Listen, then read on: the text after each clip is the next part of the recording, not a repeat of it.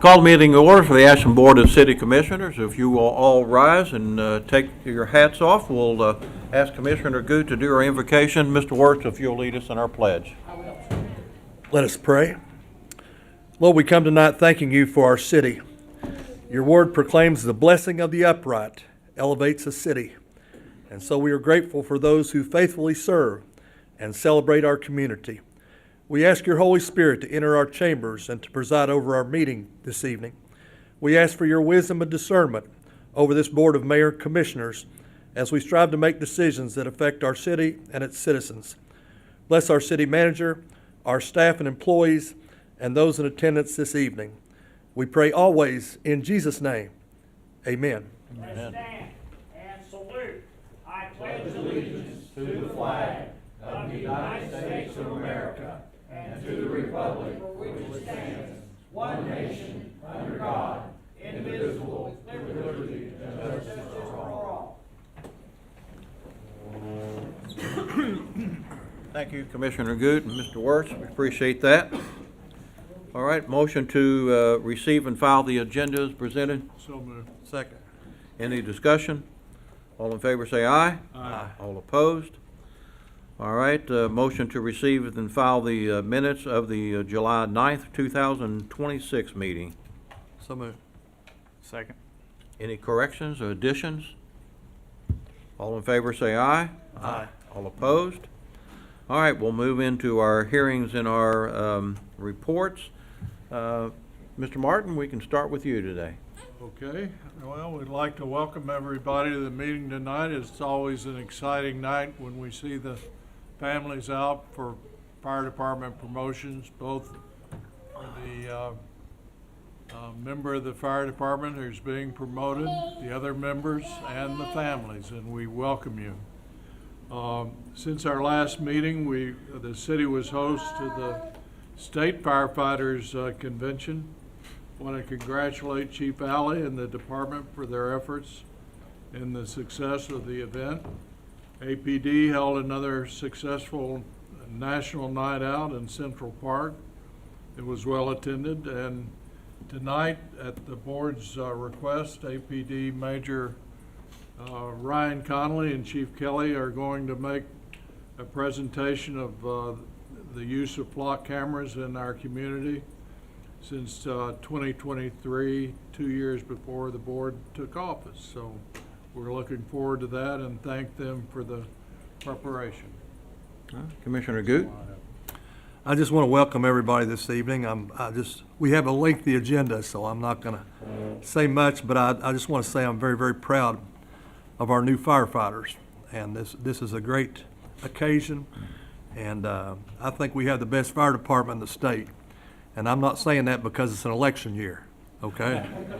But I'm saying Eli Alley and Tucker Rogers, I had in football. It seemed like yesterday they were on the football field. And Carson Patrick, he was a Russell Red Devil, but he was a great football player. And I'm glad you came to Ashland over in the Promised Land. I'm glad we have you over here.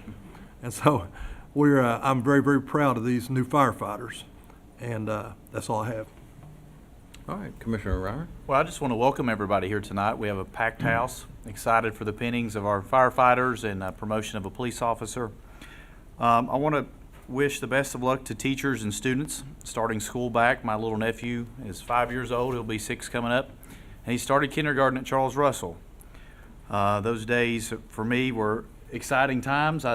Marty was, I think, my sister's basketball coach there, Sarah, Nate's Absolutely. mother. But just want to welcome everybody and looking forward to a great meeting.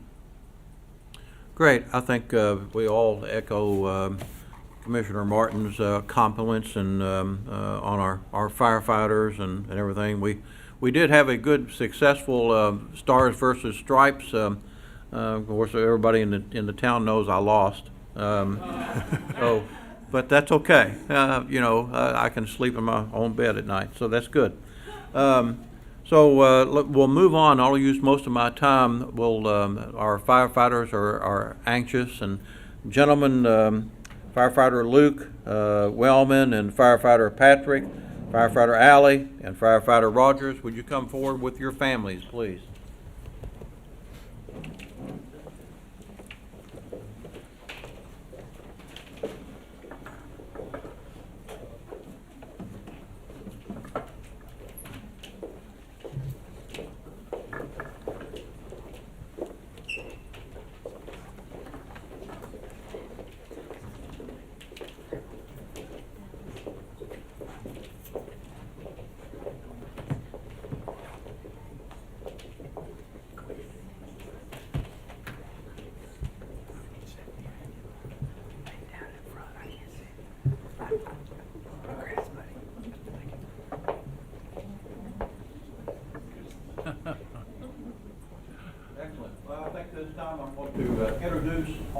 firefighters to you, and then we'll do a joint swearing in for each of you. First, I'll introduce is firefighter Tucker Rogers. He'll step forward. He began his employment with the City of Ashland Fire Department on August 12, 2025. He has obtained his IFSAC certifications as a firefighter and a driver and operator. He also maintains his hazardous materials technician certification and holds a certification in welding. Tucker and his family reside in Boyd County. Tucker will be assigned to the 1st Platoon Central Station. Next, we have Eli Alley, familiar name in the Ashland Fire Department. He began his employment with the City of Ashland Fire Department August 12, 2025. He has attained his IFSAC certification as a firefighter, driver, and operator. He also maintains his hazardous materials technician certification and EMTB certification. Eli served with the Kennisburg Fire Department prior to joining the Ashland Fire Department and remains an active member with that department. Eli is a third-generation firefighter with the City of Ashland. He and his family reside in Ashland, and Eli will be assigned to the 1st Platoon Central Station. Our next firefighter, Carson Patrick. He began his employment with the City of Ashland Fire Department on August 12, 2025. He also attained his IFSAC certifications as a firefighter and driver operator. He also maintains his hazardous material technician certification and EMTB certification. Carson served with the Russell Fire Department prior to joining the Ashland Fire Department. He and his family reside in Russell, where he still serves with their fire department. Carson will be assigned to the 3rd Platoon Central Station. Firefighter Luke Wellman began his employment with the City of Ashland Fire Department on August 12, 2025. He has obtained his IFAC certification as a firefighter, driver, operator, instructor 1, and firefighter officer 1. He also maintains his hazardous material technician certification, EMTB, and various technical rescue certifications. Luke has also served with the Louisa Fire Department for the last 5 years. He resides in Louisa. Luke will be assigned to the 2nd Platoon Central Station. All right, gentlemen, if you all will stand forward. Just 1 second. Yep. If you will, each of you stand forward and raise your right hand. Do you, Fireman Wellman, Fireman Patrick, Fireman Alley, and Fireman Rogers solemnly swear to continue to serve the citizens of the City of Ashland, Kentucky, in your new capacity as a compassionate manner and courage and integrity, to put others before you and to accept the sacrifices needed to serve our community? And do you swear to uphold the laws and Constitution of the United States, the Commonwealth of Kentucky, and the City of Ashland? So help you God. If so, answer, I will. I will. Gentlemen, if you'll be allow your spouses to pin your badge, congratulations.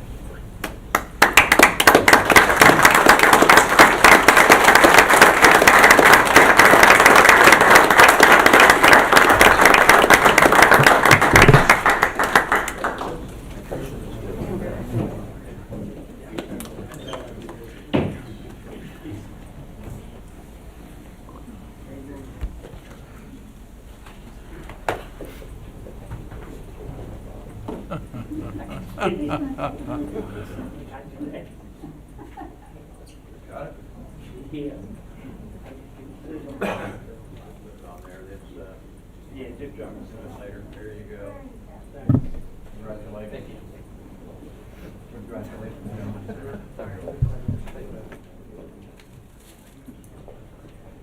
Congratulations. Erica, Not gonna work. can we get a picture behind them? Can we get a picture behind them? Want a picture? Can we get a picture behind, without standing behind them? We'll just stand behind. We'll stand behind Yeah, them. that's fine.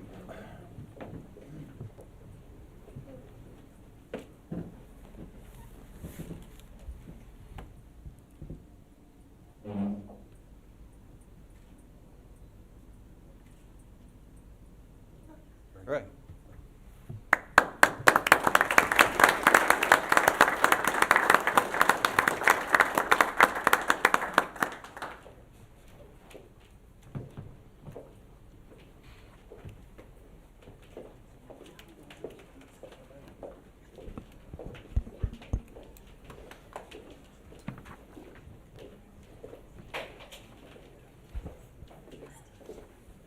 And I know some of you all have to get back to work, so we'll take just a brief time to allow you to go if you wish.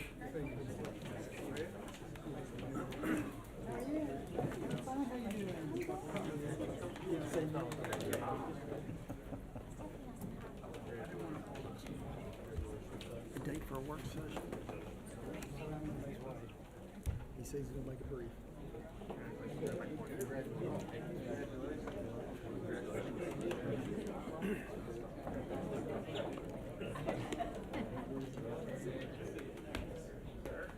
You wanna do a wheelie?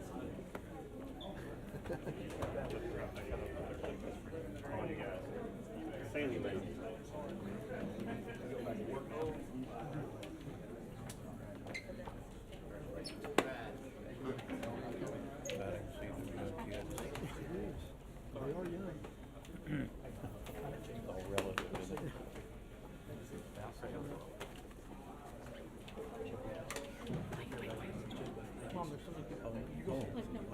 I thought I said family. Maybe you did, maybe.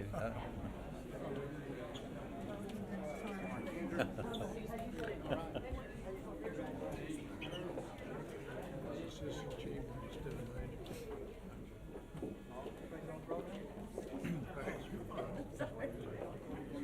No, he's coming. Marty's out there.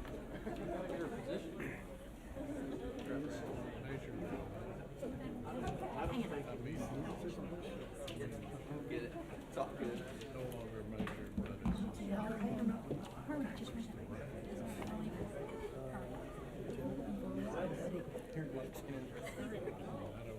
Oh, you got sergeant, lieutenant. Yeah.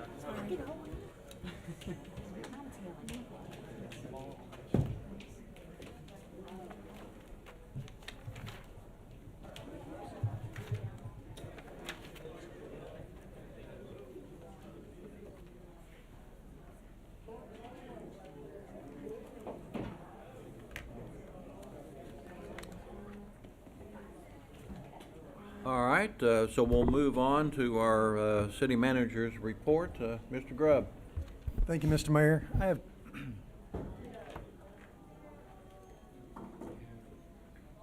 I just have two things. One of them, I'd like to request for us to be thinking about a date and time for early next month to have a work session.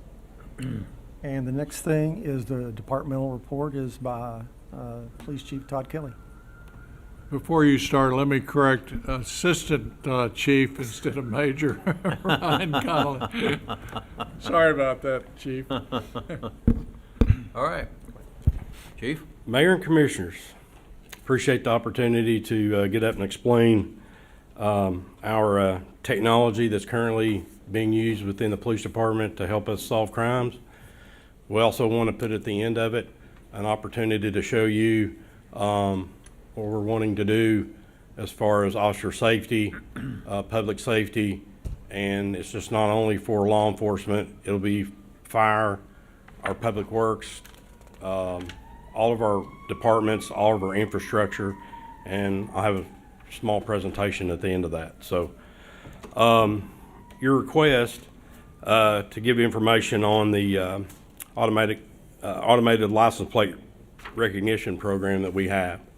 I know that I told you 2023 is when we started with the brand Flock. In researching backwards, we've been using that technology, license plate reading technology, all the way back to 2019, really. And before we talk about the technical aspects of the automated license plate recognition, or ALPR or LPR technology, I'm going to give you some background on why the department began using this technology and how it developed.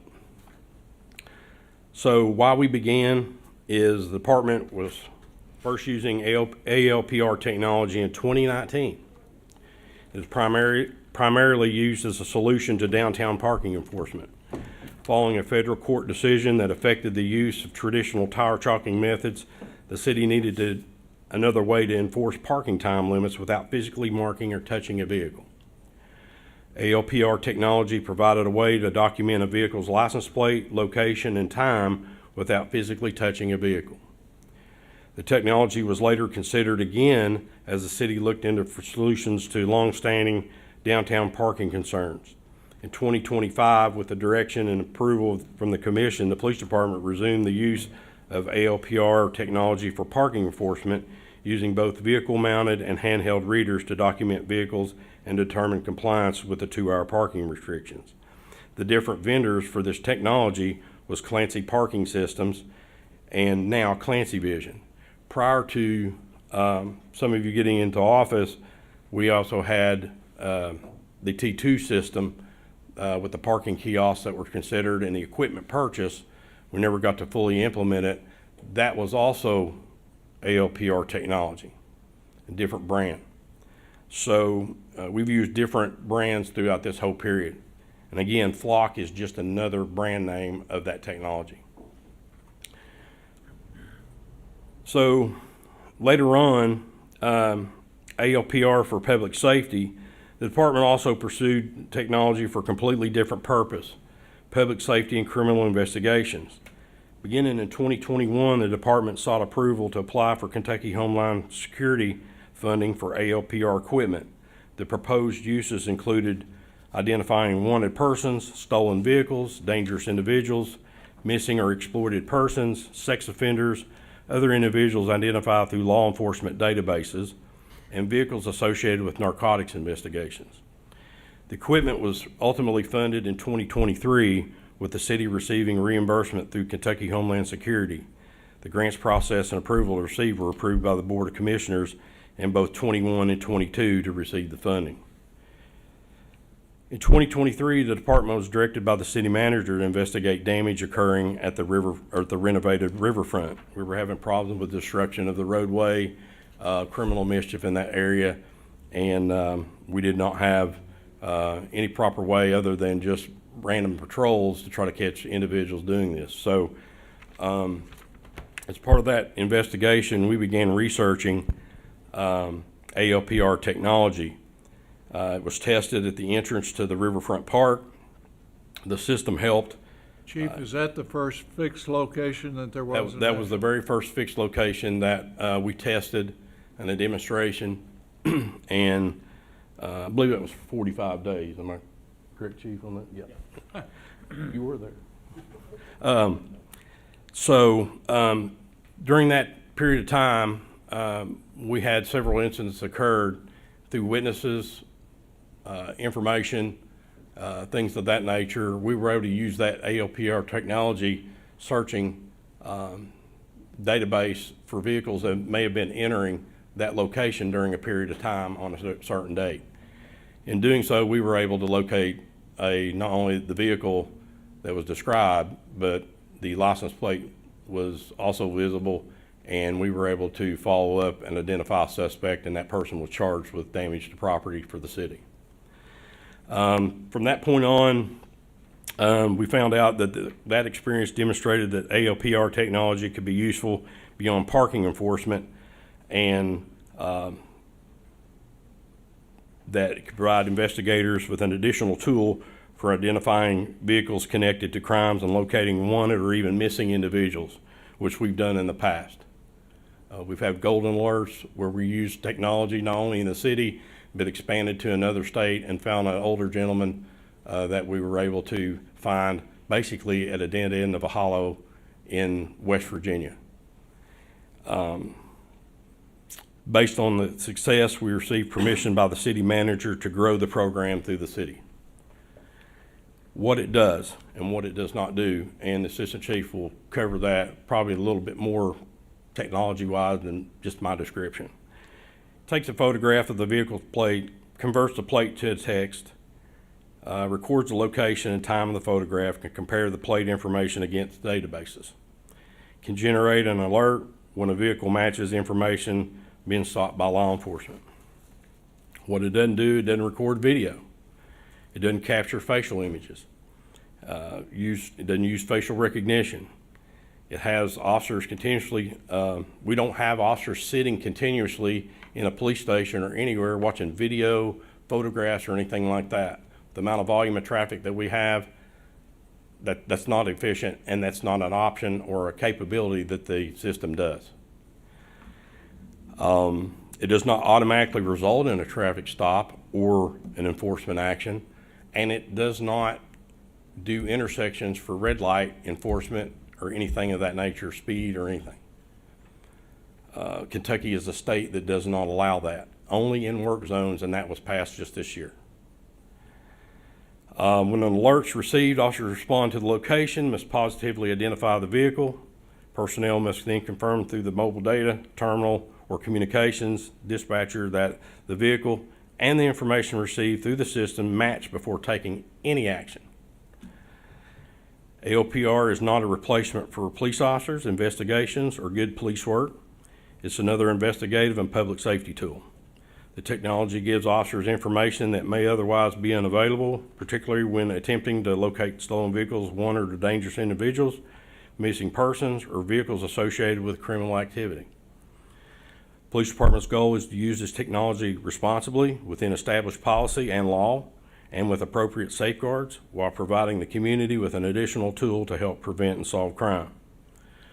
So I'm going to let Assistant Chief Conley take over from this point on. When he's completed, I'll call our guests up for another tool that we can use. A couple of questions. So you have to put a license plate into the system. You just don't go randomly, looking at, or maybe you can search on a certain license plate, correct? We can search with a valid reason, and the Right. chief will cover that here in just short. We have a very strict policy, and we're even more strict than the Kentucky Revised Statute. Is Ryan gonna review the state statute and the city policy? No. It might be good to mention that before you instituted the use of the equipment, you had to adopt a policy. yes. And you did that, and it's since been revised. Yes. And the statute requires that this be publicized. Where is it located that people can find the policy? I think you'll cover that in the what we call a public transparency portal, and it's covered in that. So I'll let him explain a little bit further. Okay. But again, your question was, it's searchable. Yes. But at the same time, as I said, the databases through NCIC, the National Crime Information Right. Computer, hot list that are established maybe by us, that we're looking for a suspect or a dangerous person or whatever. We have to have that backing. And it could trigger on a plate that we know is associated with that vehicle. Right. We're just looking for it. Triggers both in the officer's vehicle, through his hotspot and through his MDT. And he cannot do anything until he locates that vehicle, and then he has to confirm it. He has to do a lot of things before he actually turns a set of blue lights on and pulls you over. Gotcha. Thank you. Thanks, Chief. Yeah, well, he covered most of it, so, one of the things I wanted to show you, we get a lot of open records requests on it, and hopefully this will help. I didn't turn on some of the, public requests, because we have a forward-facing web page, as a transparency portal. It's available on the web, it has been for a long time. Well, when you say on the web. I'll give it to you. Yeah, where It's on the web? it's in the That's back. That's a big territory. So what this does is just gives the overview of the program. In this case, this is specific for Flock, because that seems to be the hot topic. These portals populate themselves based on our activity. So it's like in real time. If we had any more cameras or got rid of any, they would be on this portal. This is also, I think some people have posted, I've heard other websites that gain information about collecting all this data from all over the country. Most of that is taken from these public-facing sites. This company actually provides you the opportunity for the agency to do this. We do it, and I think a lot of that data is probably stripped from there and then republished in another site that's more collective. One of the questions we get a lot of is how the data retention, how long are the photographs of the cars stored? Well, we currently store those for 30 days. That's about 66% less than the state statute requires right now, which is 90. We're already looking at reducing that. We was talking to some representatives this weekend, and I think that they've changed that, so we'll be able to reduce that to about 7 days, because that's been a little bit of a concern of how long this picture of someone's car is stored. The total cameras is 12. We actually have one that is down at the river, and it's you remember the one you used to be able to log into and you could see all the riverfront, so it's very similar to that. It's not an LPR though, it's just from this company, so it's counted in there. It comes with their bill, so and we have one spare. So all those are stationary? All those 12 are stationary? 10 of them are stationary. 10 of them. You have 2 that are mobile, is that correct? One is not an LPR at all. One is just a live camera down at the riverfront. Could you describe the That's been there. locations of the stationary cameras? Sure. I wish I brought them out. They're basic. Do you have it? I mean, we- I know generally where they are, but the public needs to know. Sure. Yeah. We tried to put them at the the main entrances to the city is what we did. So it's Blackburn 13th, Roberts and New Buckley, Winchester at 55th Street, 15th at the railroad tracks. That's going through the flood wall.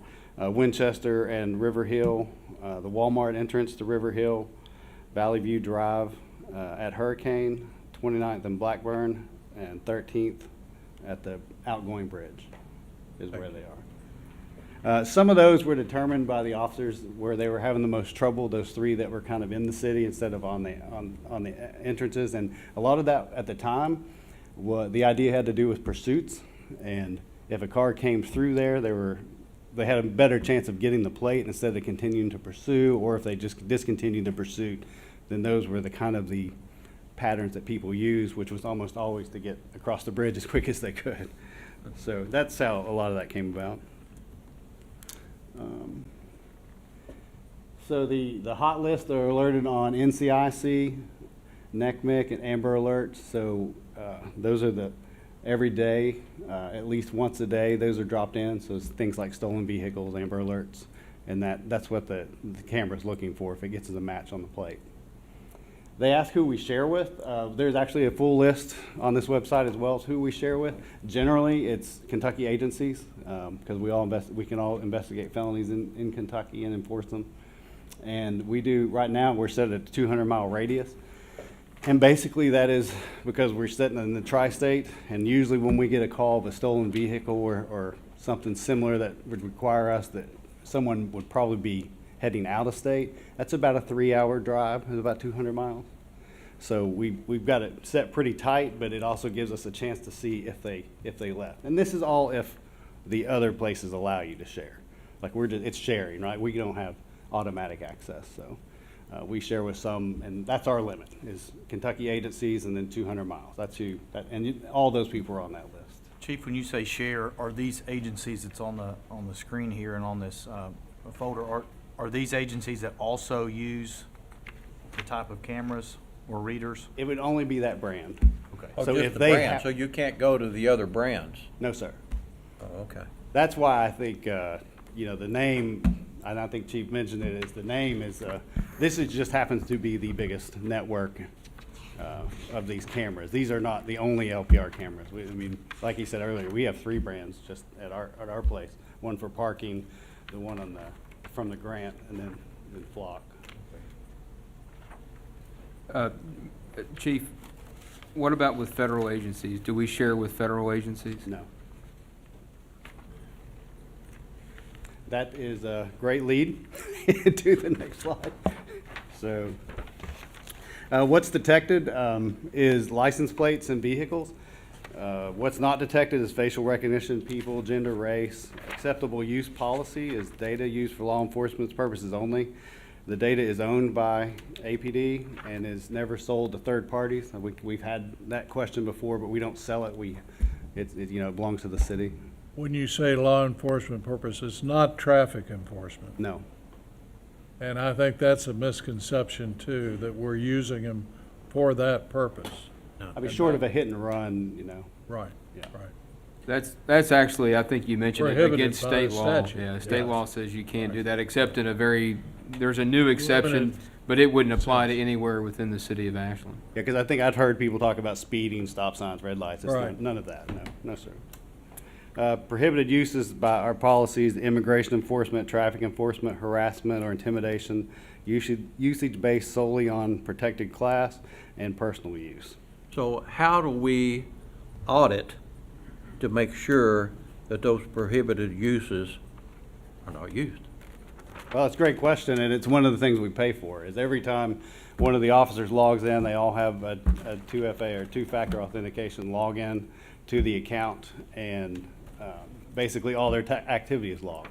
So if they search for a particular plate, that activity, date, time, plate is logged, and the officer who would have searched it.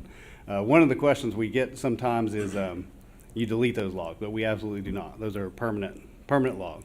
Like the data that I'm talking about that is automatically removed is the citizens' cars, and the picture. And I'll show you the picture in just a minute. That's what goes away. Is there a quickly. periodic time when you review who's on there and what they're using it for? Yes. Well, one of the reasons we have this system is because it keeps track of every time they do it, but we do an audit log in addition to that every 90 days. So we review it, provide Every it. 90 days? Yes, sir. And we provide that to the chief, just to see, they know what they're looking for in the logs and to see what plates and to make sure that they are following the policy. And obviously, if there's any complaint, we can immediately go to the audit log to see if there was any validity to it. Okay.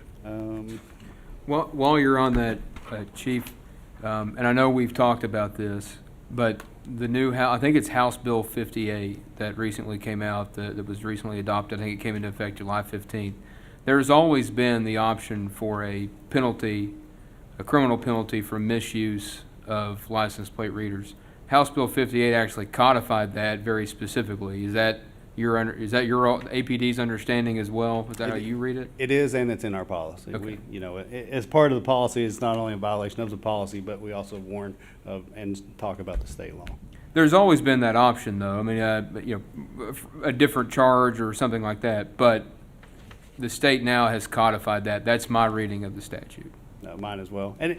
And to be fair to this company, they've come a long way in a short period of time. When we first started this was basically you got hits on the cars that came through, and since then they've taken in what law enforcement has asked them to do, and they've just done a good job, and their area has expanded, and I think now that is what's causing the questions to come about, and then states are reacting with law. So we've always tried to be a lot tighter than that. We're aware of that. We just trying to protect the citizen.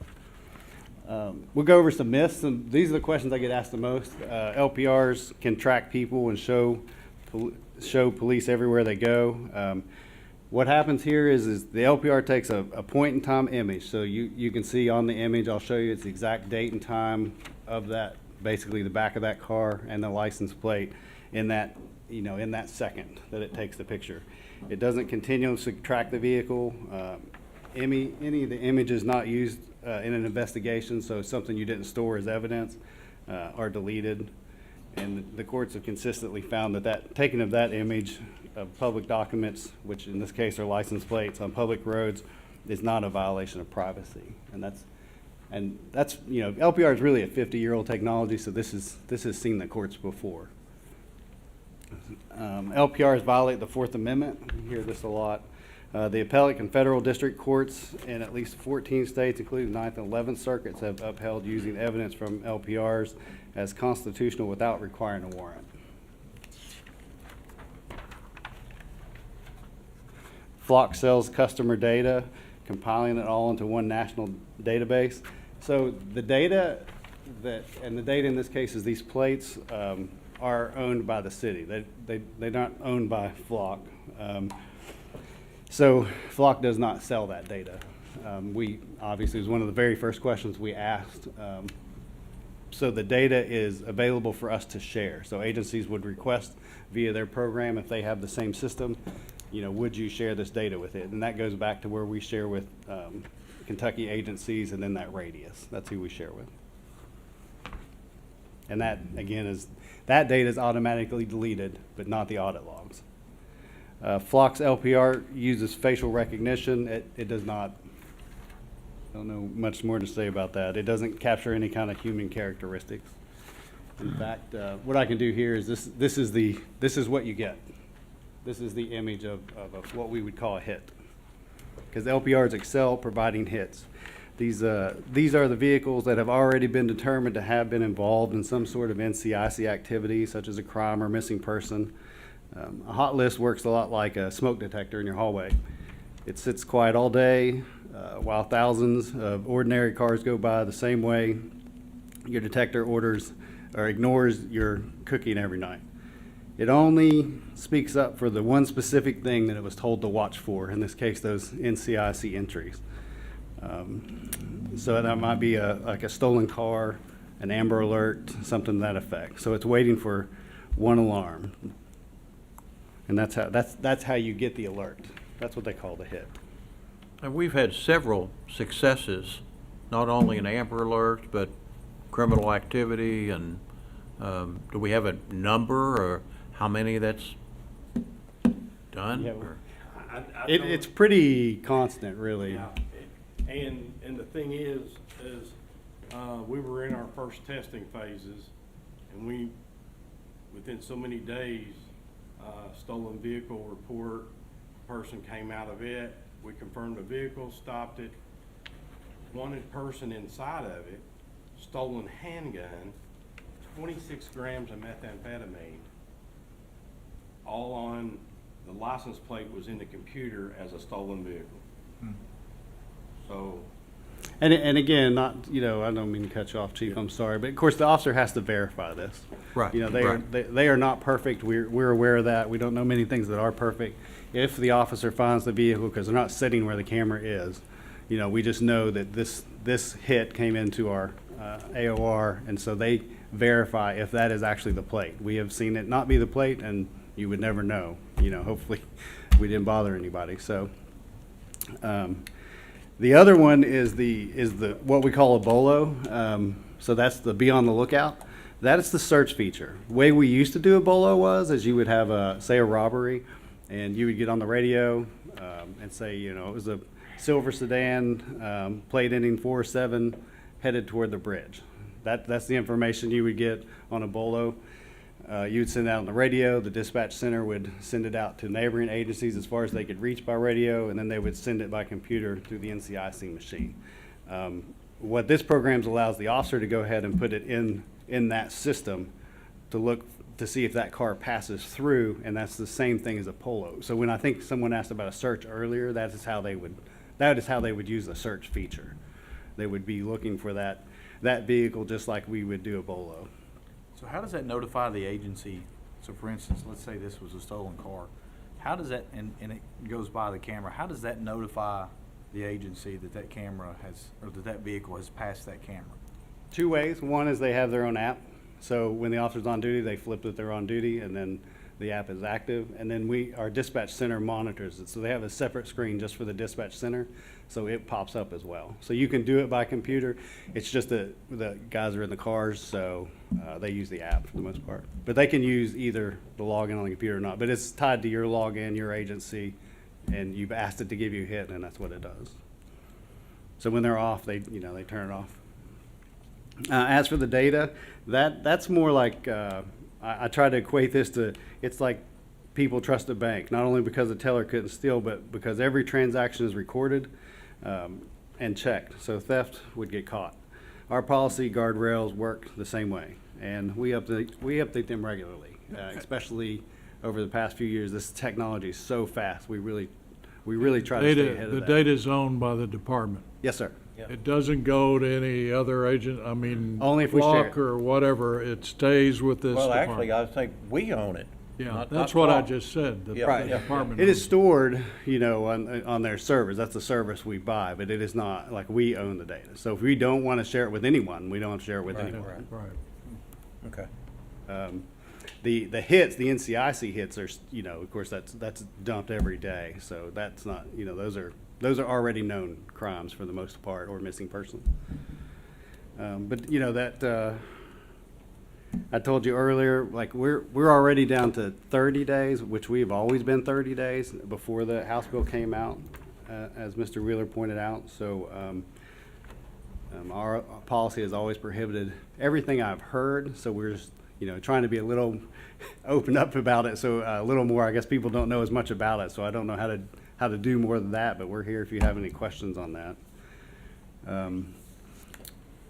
Before I close on it, I think it's fair to point out that, like Flock, because we have, you know, we use this company, has become the name people say the way Kleenex becomes the word for tissue. But it's far from being alone. Other companies now run their own plate reader line. It's growing a lot faster than the laws can keep up with. When one brand becomes shorthand for the whole industry, the debate quietly shrinks from how should this technology be governed down to that one company. And that's a lot less useful conversation for all of us. So I just wanted to make sure we understand that this, you know, this is an LPR technology thing, not really a vendor thing. And to Mr. Martin's point, you know, the data, since it belongs to us, you know, we really try to keep those guardrails tight. At any time, you know, we need to do less or more, we can do that because we have the data.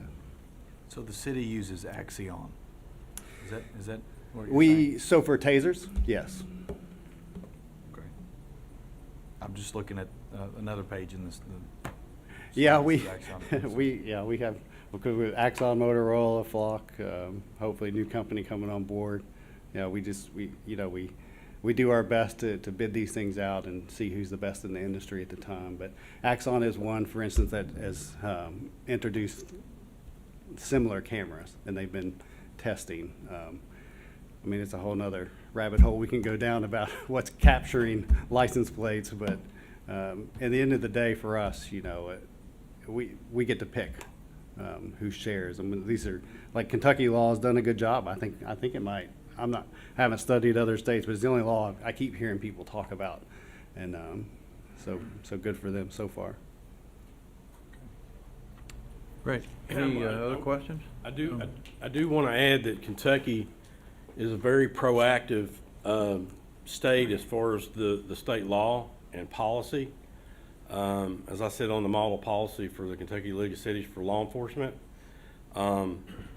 we were already dealing with changes and up-to-date movements in that policy, and we've had it in place since the day it went into play. So that it was before July 1st. So we basically took what and the attorneys they have on staff, national, international, national, some of the best for law enforcement support and, you know, evaluating what law enforcement is doing. I think it's one of the best model policies in the country because I'm starting to get asked for it. No, I think you adopted a very responsible policy for the community, and it's been very beneficial to the city and its residents. And it's a lot more restrictive than the state statute, and I thank you for it. That's the QR code for I know you asked for the web address, but that's it. And then, I mean, it's just use your picture for it. Good. Got it. I'm so used to doing QR codes. I'm sorry. I'll get you the actual address. I'm sure it gets me there. Eric can do it for me. Thank you, gentlemen. Well done. I do want to add, so getting ready to introduce a couple gentlemen, Brad Phillips and Don Redmond. They're with Brink. The police department has also drone technology that we use both during investigations and crime scene documentation. And recently, we've run into a situation under federal law that the current drones that we possess, we can no longer use. And we're into a need to come up with another drone program, another type, and it has to be U.S. manufactured. And this company, Brink, I'll let them introduce more about them, but rather than kind of having a large one that's in the back of a vehicle, this is a way to deploy it almost 24/7. And for officer safety, first responder safety, monitoring our very important infrastructure that we have for Homeland Security in the city. I'd invite them up. You need a second to hook the computer up, or you already got it? Okay. So I'll let them speak on some of the technology that we need to move forward on. Other cities in Kentucky are doing this, not just because it's not because we want to. I think we have to. This is to keep up with not only officer safety, but protecting the citizens. So, gentlemen. Thank you. Thank you for your report, Chief Kelly and Chief Conley. Thank you. How's everyone doing today? My name is Brad Phillips. I'm with Brink Drones. We are a USA-made drone company. We're based in Seattle, Washington, and we are NDAA compliant. We want to kind of walk you through a little bit of our technology that the city is looking to potentially adopt. And with me today, I've got our Vice President at DFR. His name is Don Redmond. Don's a wealth of knowledge. He's a subject matter expert for us. He was a captain at Chula Vista, California, which was the first DFR implementation in the United States, and I believe in the globe as well. And he was a part of that team that actually established the first DFR program. So I invited him here today to speak to you all and really answer any of the questions that you have on our technology. Yeah, thank you. Thank you for having us here today. What I'm going to do first is there's a short 2-minute video of what Drone as a First Responder is, so we have an understanding, and a couple quick slides just to explain what DFR is and then answer your questions. Oh, can you click on that? Maybe just, there you go.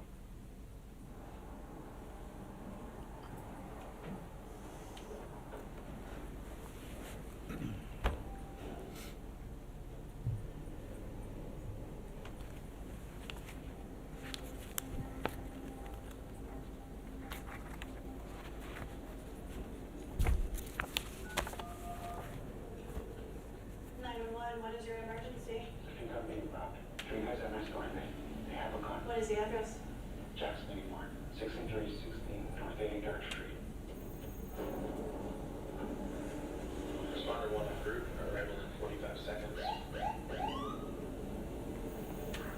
Never 9 minutes out. Edward line, ETA 6. Caller states 2 white males standing outside, possibly armed, 1 white male inside the store.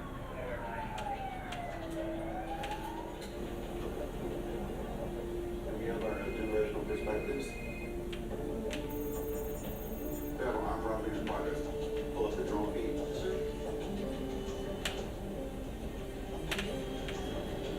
Three suspects are on foot. Alleyway adjacent to the food mart. Wait, is that just a lighter? Unit standby. It appears to be a lighter.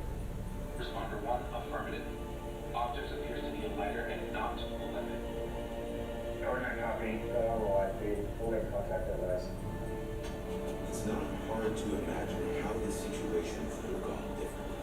Brink is building a system to give first responders more information before they arrive at emergencies at lower response times. Specialized drones are pre-positioned in robotic charging stations at strategic locations throughout our community. The system is integrated with 911, computer-aided dispatch, and other software to deploy the aircraft autonomously in seconds. These drones can deliver life-saving payloads faster than ever. With an onboard two-way audio system, responders can even communicate remotely to provide instructions. All right, we have help headed your way. We have dispatched a drone that's equipped with an AED. Did you just give me updates on your status? They can also gather intel or de-escalate a situation. Drones can be deployed in the field to get a fast bird's eye view of any situation and generate 3D models for documentation or corporate use.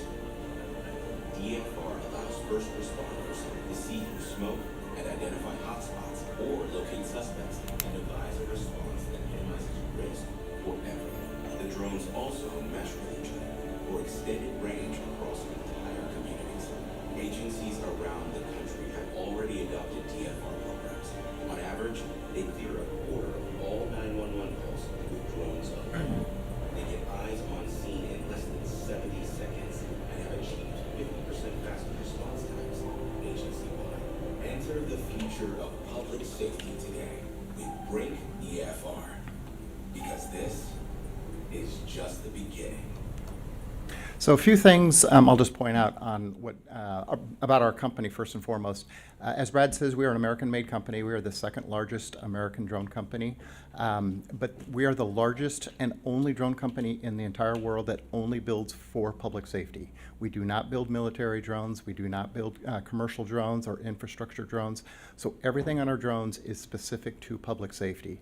One thing that I will point out, it was interesting when I retired from the Chula Vista Police Department and I came to Brink and we started building our DFR solution. One thing the engineers asked, what is it that we should focus on? And I gave them kind of my hit list of things that we needed to have on this, but I said first and foremost, we want red and blue lights on it, because whenever I gave presentations when I was at Chula Vista, the community would always say, how do we know that that drone that's flying around our community is a public safety drone? So one way I said, let's just put red and blue lights on there, give the option to the police department if they want to turn them on for that transparency aspect. It also has the ability for a siren. You could turn on a siren to get people's attention. It has two-way comms on there, meaning you can do announcements in there, both English and Spanish or any other language. It is Google Translate, so if there's another pocket of language that you want to talk for your community, you're able to do that. The other thing that's very important is we have the ability to deliver a payload, meaning some agencies, they have a flotation device. We have a partnership with a company called ResTube. It's on the drone, so if you have a body of water, maybe you have a creek that becomes a raging river, whenever it rains, you can have a drone have the ability to deliver a payload of a flotation device.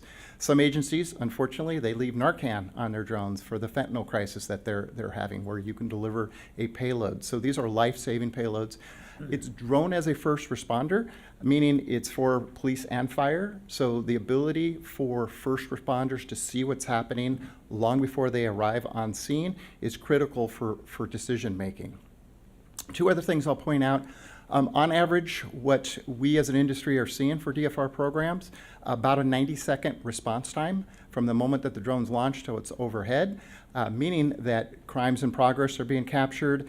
They're able to see officers, again, see what's happening before they arrive on scene. The other thing that's really interesting is, I know at Chula Vista when we launched the program, we didn't even think about the impact of patrol, but cross-location to see if there's a road hazard, you can launch a drone and see, is it a road hazard? Is it a water leak? Is it a sprinkler? Or is it a road closure type of situation?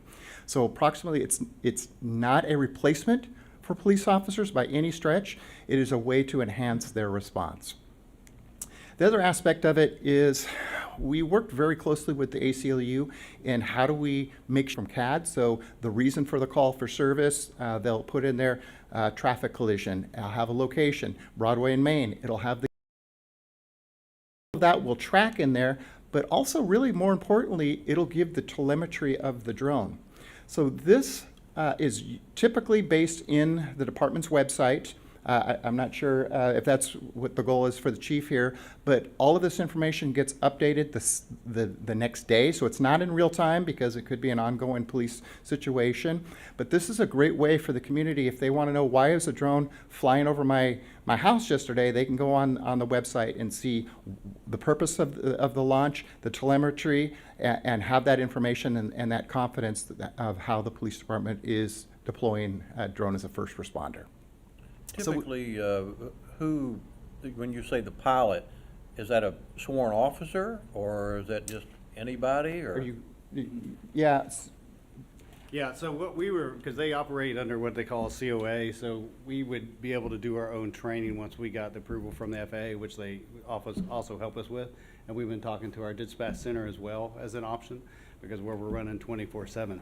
But for our purpose in the city, you know, we find that like fires, we get a lot of those fire calls that we could actually send and get there first and say, is there smoke or no smoke? You know, there's a lot of things that we can do. Like you said, the water leaks, the river, there's just so many other ways we can use it, but we can, because we'll be able to train our own pilots, and we can also require the test, but once it takes off, you get an alert, and then, you could get it on your phone and see the flight path and what's going on. So What other depending which agencies have department- this technology in Kentucky? In Kentucky, correct? Yeah, so the closest. Georgetown? The closest city to here, with this technology already being utilized, is gonna be University of Kentucky. They're one of our current customers. I would say that's the closest one to here. And then, going into Ohio, we have several agencies right on the Ohio-Kentucky border that are utilizing this technology as well already. So that's the closest to Ashland? The closest to Ashland would be Lexington, Kentucky. That's correct. Georgetown. Oh, yeah, I'm sorry. You're right. There's other vendors too, Okay. and those are throughout Kentucky, and I know the other cities, but, there's an advantage to, this company that interacts with our current, digital system that we have, so. Yeah, The other cities in Kentucky are using this. I can only speak specifically for the Yeah. companies that are partnering with Okay. us, the departments that are partnering with us. And just to kind of go back on there, really, the DFR has, no pun intended, taken off the last 18 months. It's because some changes within the FAA on how police departments can fly. They can fly now without a beyond visual line of sight, without a radar or a visual observer. So everything that they'll fly will be under certified through the FAA and legally done. Would this only be used in the city limits of the city? Yeah. I would say their certificate of authorization from the FAA will be specific to your jurisdiction. Okay. Any other questions? Thank you for your presentation. Thank you very much. Thank you very much. That's All all I right, had. We had a demonstration a couple of months ago. I think we did have some fire department was there. Mr. Wheeler was there. I think Commissioner Renfro was on the scene. So we had a demonstration, and it does everything exactly what they said. It demonstrated the blue and red lights and the siren and the speaker and things of that nature. So we think it's a very beneficial program to consider. We'd like to move forward on it.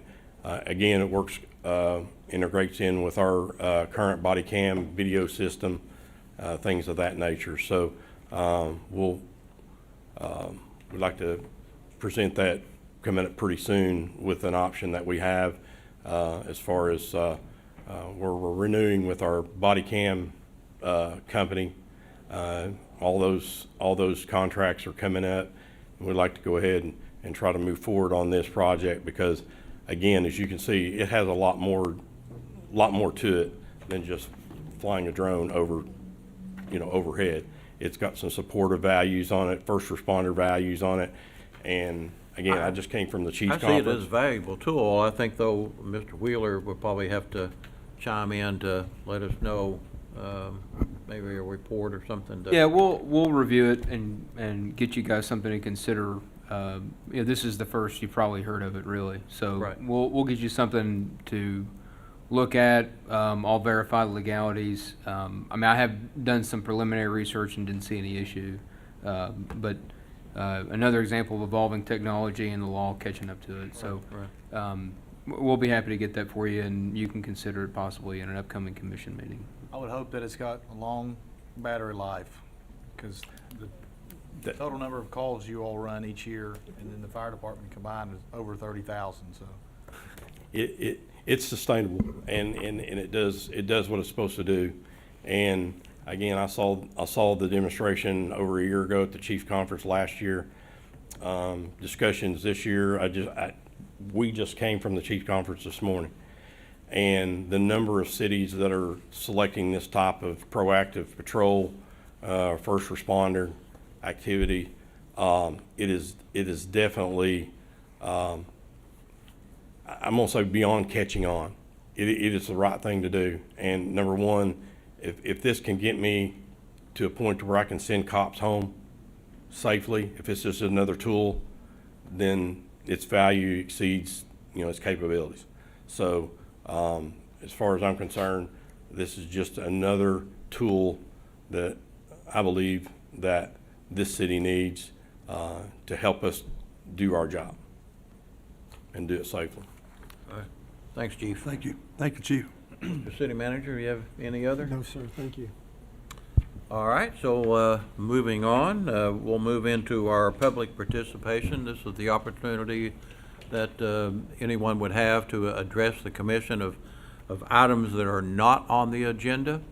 And if you would like to address the commission, you come to the podium and state your name and your address, and you're allowed 5 minutes. All right. Hearing none, let's move to our consent agenda, Mr. Wheeler. A resolution of the City of Ashland, Kentucky adopting, authorizing, and approving the course of action presented by the city manager on the items appearing on the consent agenda for the regular meeting of the Board of City Commissioners of August 13th, 2026. So moved. Second. Discussion? On item E,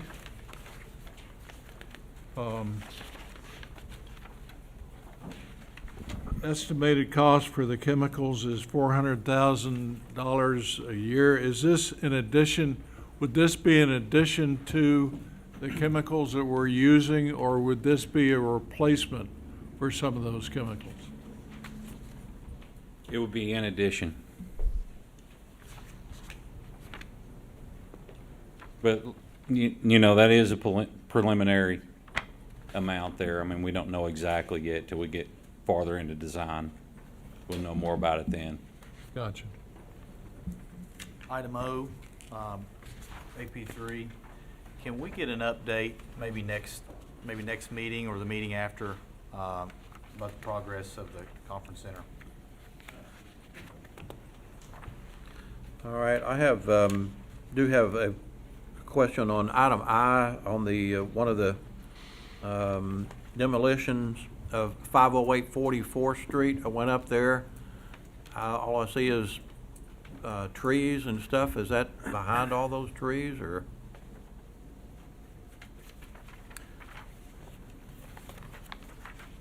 There's one property on the hill. Are you talking about up 44th Street? Yep, up 45th Street going up would be on your left-hand side. There's a house that it was slated to be demoed that you had to get from the alleyway. You can't get it from the front step to the ground. Is that it? Okay, all right. And I assume the others, the other ones that were on here, like Blackburn Avenue, I don't spot it right now. They're right across from each other, I guess, on Blackburn Avenue. I think one was like 52. I'm not Yeah, sure. 5142 and 5201. I think they're almost right across from each Yeah, I'm other. not sure if they're right across from each other, but they're really close. And I know that Chief Alley, I believe those are the ones you're planning on using for some Okay. demonstrations. All right. And just a comment, on some of the engineering here, like on M, with Bell Engineering, I know they're out of Lexington. Are we still trying to utilize local engineering company as much as we can, or? I'm sure there's an explanation for that. Yes, sir, absolutely. We're trying to utilize local, any chance that we get. Bell Engineering had done the original design on this, so part of this was an amendment off an existing contract that we had with Bell. Okay, okay. As an observation, we have 25 items here, mostly expenditure of funds, that total over $4.6 million. Yeah. I mean, we're spending some money. Now, two of those things are $3.1 million on the two major constructions that we're engaged in, the wastewater treatment and the conference center, but there's another 1.5 million that we're spending on top of that. Chief, item W on here, is there a way that we can get a list of how many vehicles the police department has and the age of the vehicle?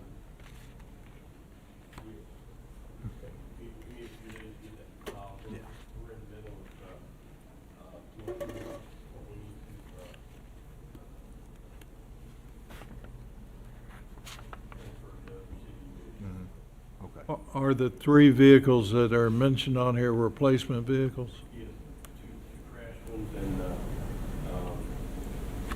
one on crank. So the 2 crash, there's a partial payment from insurance proceeds, right? I'm talking about the conference center. I did go down there. I noticed, at one point, we promised that, or put out that we had 55 of the caissons already drilled and everything. They're at 59, so we are. 64. Oh, okay. Just since I went down there, that's excellent. Okay. All right. Any other questions? All right, we have a first and a second. All in favor say aye. Aye. All opposed? All right. Let's move to our new business, item A. First reading and approval of an ordinance entitled, An Ordinance of the City of Ashland, Kentucky, amending Part 5 Compensation Plan B Work Week and C Work Hours of the Policies and Procedures Compensation Plan and Classification Plan as adopted by Ordinance Number 51, Series of 2017, as previously amended. So moved. Second. Discussion? Yeah, could somebody tell us what the changes really are? And I mean, I've read the summary, but I'd like a little more specific explanation. Basically, we're just adding to the policy to make the option more flexible for each department head.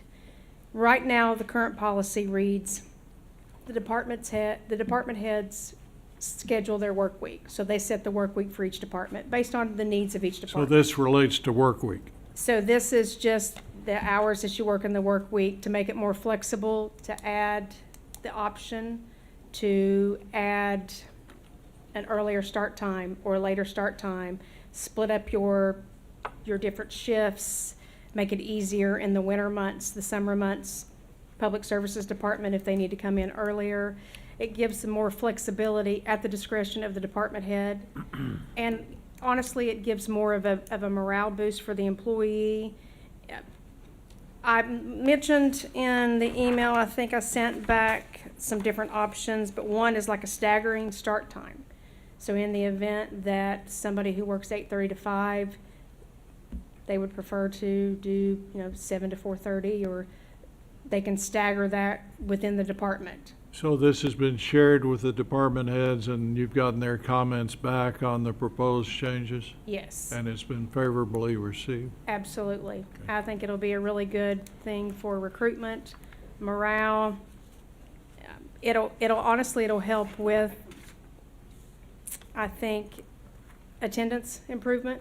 I think we'll see that definitely, because it's going to offer an opportunity for a flexible shift, if you will.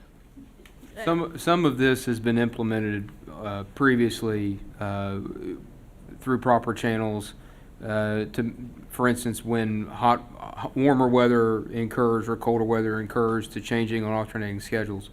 And this, keep in mind, this has to be with the confirmation of the city manager. So this isn't a department head only situation. They've got to get approval from the city manager before this can be implemented as well. So, and that will help make sure that any schedule changes, and it doesn't decrease the number of hours that employees need to work. It just changes potential start time and end times or days, so that everything is covered. But making sure that this goes through the city manager as well ensures an overall organizational structure. That way everything is covered and it's evaluated properly. If it's on the agenda, I'm assuming that the city manager's given it his approval, but. Well, I'm talking the individual changes for each department. Before they can implement it, they've got to get the approval from the city manager. And it may not work for each department, and it may not work for each employee. This is something just as an opportunity across the board for the city. I think department heads should still be required to work Monday through Friday and be available throughout the workday. I know that was something when I first got elected, I made the comment about department directors actually working 40 hours a week, and I hope we're still on that. But I think they should still be available Monday through Friday. That's my opinion. And this also, just an alternative schedule is 4/10s. I mean, there are different options that you can implement a 4/10. in Public Services Department. There's 100 and some employees, Mr. Murray? 100 and some employees in Public Services. So you could potentially split up sanitation services. You could do 410s, and I believe they used to, if I'm not mistaken, years ago. They had a 410 schedule and would implement certain shifts at the beginning of the week and implement certain shifts at the end of the week, so you still had your maximum of your week covered. So there's no services, and that's one of the things, operational citywide services should not skip a beat. If so, then this needs to be reevaluated. But it absolutely, I think, will be a good thing for the employee morale. It's a great benefit. It's a recruitment tool. Great job. Thanks. I'm good. Job. Thank you, Samantha. 40 hours minimum. And yes, I do support this, and I would point out that this came from a previous work session, a data point Right. that we'd all talked about. Okay. Any other discussion? All right, all in favor say aye. Aye. All opposed? Item B. First reading and approval of an ordinance entitled, "An Ordinance of the City of Ashland, Kentucky authorizing and directing the mayor to execute a contract with Lights Enterprises, Inc. for the purchase of all labor, materials, equipment, and services for the demolition and removal of all debris at 5142 Blackburn Avenue in the amount of $5,200 for the Department of Community and Economic Development to be paid from the general fund." So moved. Second. Discussion? All in favor say aye. Aye. All opposed? Item C. First reading and approval of an ordinance entitled, "An Ordinance of the City of Ashland, Kentucky authorizing and directing the mayor to execute a contract with Lights Enterprises, Inc.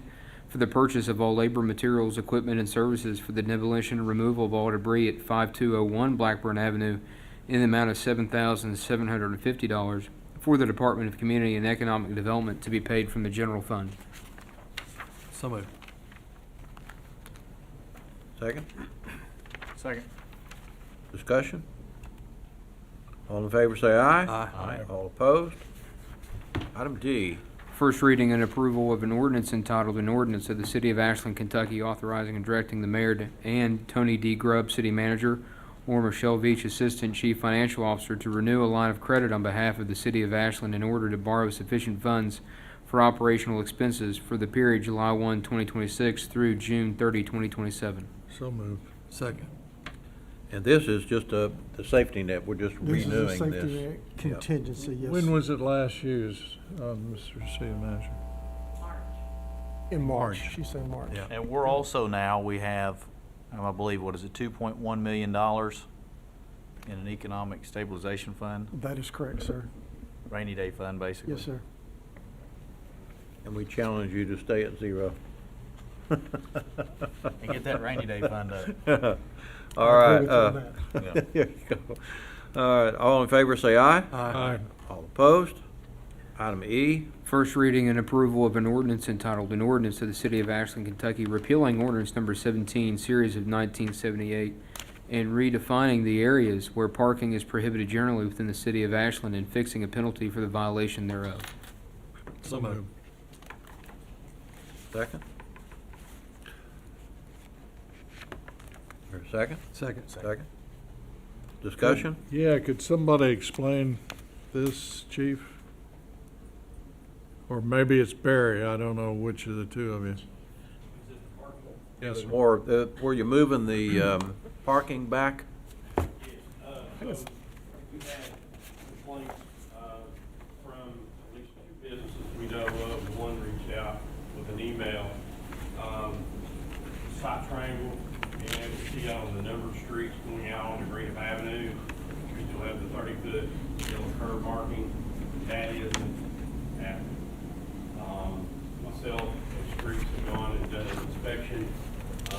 They had one intersection marked due to driveway, corner, some restrictions, so it all had to be marked. We looked at that. That was an 80-foot no parking area from the corner. So we were evaluating that, and it appears we use a smaller vehicle and larger vehicle that it's definitely an improvement. And we felt like we're going from 17th Street east to around 32nd Street, because on one side of the road east, the parking goes away,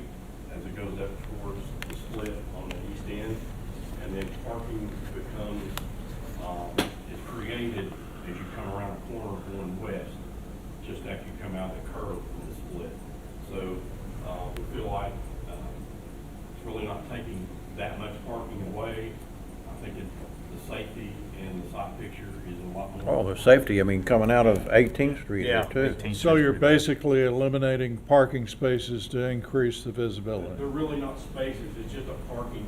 The state has come through there and marked a fog line, which is both a fog line and an area. for So you're parking. moving parking back? Yeah, 50 more feet. Okay. This is something that if you've been to any of the KYTC planning meetings that Chief and I both have spoken about Greenup Avenue, this has been one of the major issues that we've talked to them about. And I just couldn't visualize what it was all about. Well, it's a line of sight issues. Yeah, All right. basically. Gotcha. Any other discussion? All in favor, say aye. Aye. All opposed?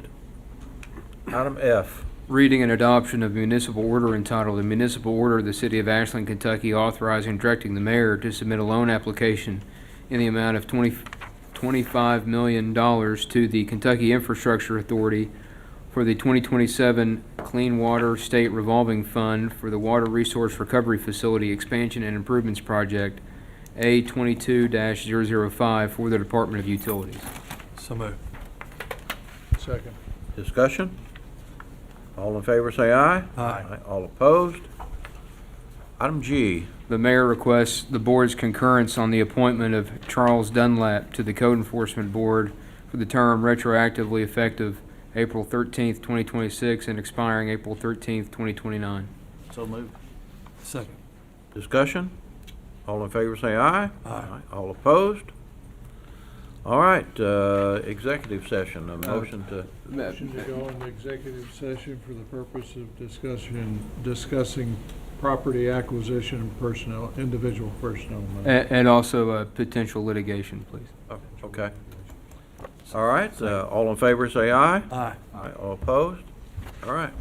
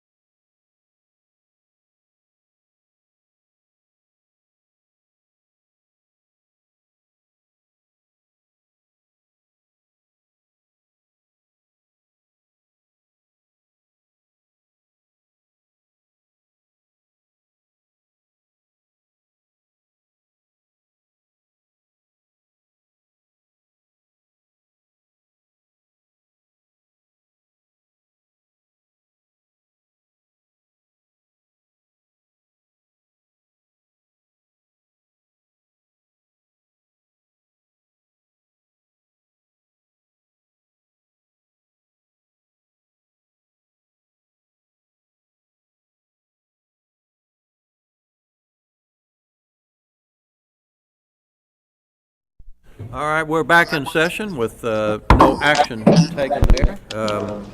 And guys, what I said, if you all will give a date, just email Mr. Grubb, and we'll decide on a work session for the next time. Sounds good. Any other information for the board? We stand adjourned.